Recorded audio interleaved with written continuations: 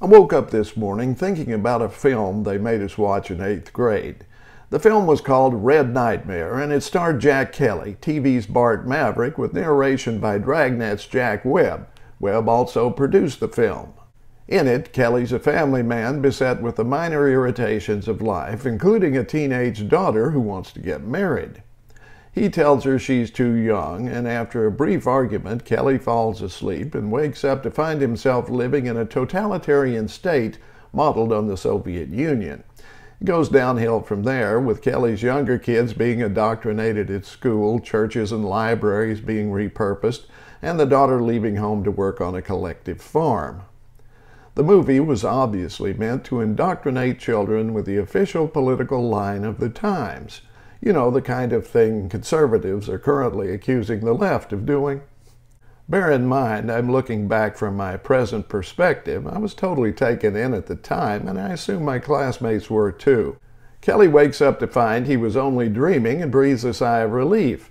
Even the situation with the daughter is resolved when her beau approaches Kelly to tell him the young couple still wants to get married, but they've decided to wait until after he finishes, quote, "my hitch in the army," end quote.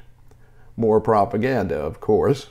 At the time, it was assumed each able-bodied young man would give his country 2 years of military service. Even Elvis had to go. But by the time I received my draft notice, I was totally against the Vietnam War. I'd had 4 years of college to mull it over and had developed a whole new perspective. I was also accepted at law school, and I was pretty sure I could wrangle another deferment. But when I went to take my induction physical, everyone there was 4 years younger than me, and they looked like kids. I remember thinking, if I don't go, one of them will have to. When I got home, I volunteered for the draft. Lest I appear excessively noble, when a recruiter showed up at my house the next day and offered me a spot as a linguist in the Army Security Agency in exchange for an extra year of service, I jumped at the chance. I never made it to law school, and those 3 years of military service changed the whole course of my life, probably for the best. I still think national service is a pretty good idea, but only if it's an eyes-wide-open experience with no manipulation. I'd even accept it as mandatory for both men and women if non-military options like conservation work, the Peace Corps, and so forth were included, coupled with generous benefits like those provided by the original GI Bill.